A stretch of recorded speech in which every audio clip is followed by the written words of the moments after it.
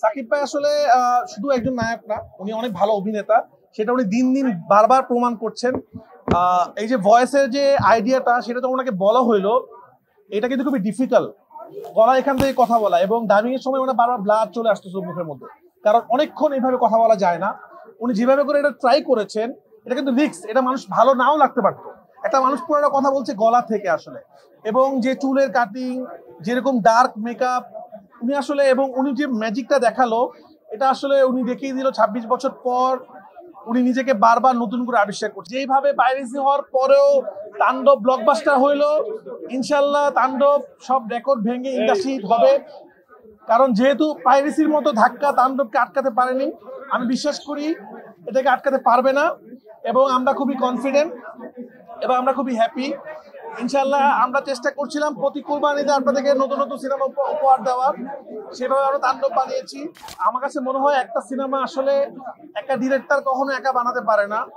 এই যে বড় বড় আর্টিস্ট, এই যে ভালো ভালো অভিনেতা যখন আসলে আসে, আমাদের ডাকে সাড়া দেয়, তখন এটা ভালো সিনেমা হয়। আমার একার পক্ষে এটা সম্ভব হতো না যদি এত ভালো ভালো আর্টিস্ট আমি না পেতাম।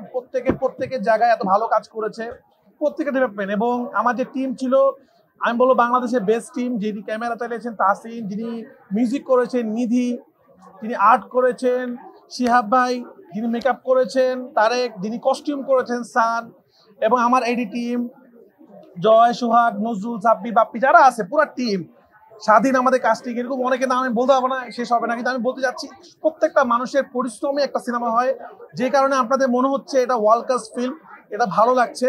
তো আমি আমার পুরো টিমকে ধন্যবাদ দিতে চাই। এই যে তাণ্ডবের সাকসেস, এটা আমাদের ফুল অভিনেতা অভিনেত্রী টিমের সবার। এবং সবচেয়ে বড় কথা, সাবিলা আপনারা দেখছেন আজকে লাল পরিষদে এসেছে।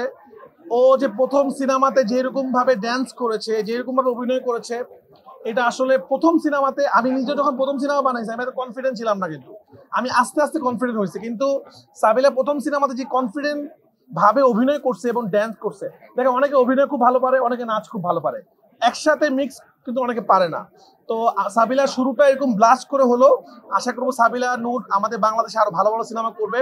এবং আপনারা অনেকেই বলছিলেন নায়িকা কোথায়, নায়িকা কোথায়, আপনাদেরকে একটা নায়িকা উপহার দিলাম আমরা। এবার এই নায়িকাকে নিয়ে সামনে আগানোর দায়িত্ব অন্যদের। আমি আশা করবো সব ঈদে সাবিলার একটা সিনেমা আসবে, আমরা দেখবো ইনশাল্লাহ। সাকিব ভাই আসলে শুধু একজন নায়ক না, উনি অনেক ভালো অভিনেতা। সেটা উনি দিন দিন বারবার প্রমাণ করছেন।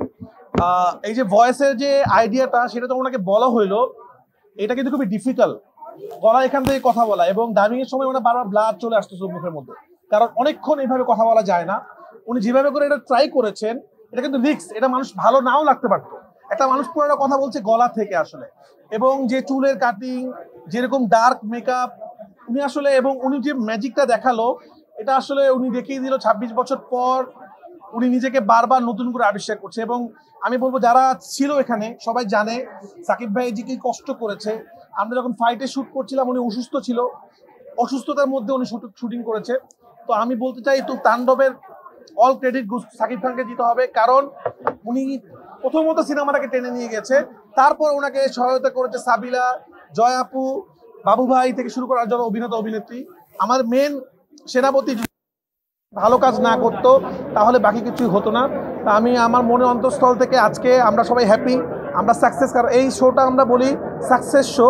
এটা আমরা শুরু করেছিলাম পরান থেকে, যে সিনেমা যখন আমরা খুশি হব, সিনেমা ব্লকবাস্টার হওয়ার পর আমরা এই হলে সিনেমাটা, আপনার মনে আছে কিনা, আমরা কিন্তু এই হলে আপনাদের সিনেমাটা দেখি। আমরা খুবই হ্যাপি। সাকিব ভাইয়ের বাসায় একটু প্রবলেম হওয়ার কারণে উনি একটু আগে বের হয়ে গেছেন। তো আমরা আপনাদের মাধ্যমে সাকিব ভাইকে ধন্যবাদ দিতে চাই ফুল টিমের পক্ষ থেকে, যে আপনি এরকম ভালো ভালো সিনেমা আরও করুন। বাংলা সিনেমাতে আপনাকে অনেক দরকার। এটা আমি আগেই বলেছিলাম যে আমি একটা ইউনিভার্স ক্রিয়েট করব, সারা পৃথিবীতে সেটা হয়। তো আপনারা দেখেছেন লেখা, সিনেমা শেষে লেখা হয়েছে welcome to Raihan Rafi film universe.